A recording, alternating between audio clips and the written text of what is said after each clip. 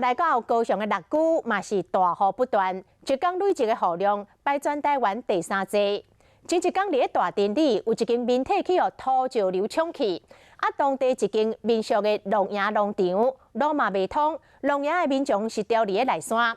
台27、28线规个大路嘛拢是烂土落谷仔埋。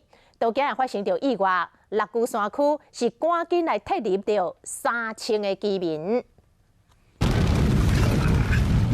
车驶入高雄六股的市区，大路变落水，伫台27甲28线四界拢使看到这款的画面。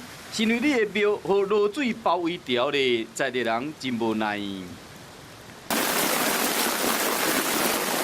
华视新闻记者冒险行入去，因为内面有一间民俗的龙营农场，讲有人掉伫内底无法度出来。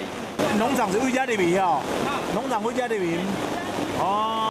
六股雨量真惊人，当大的时大路或者的水甲放落石头塌掉咧，干部单位赶紧派怪手出来。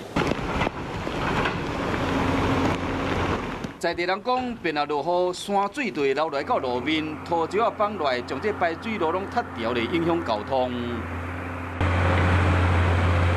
目前山区撤离的人数超过3000人，提醒当地乡亲要注意。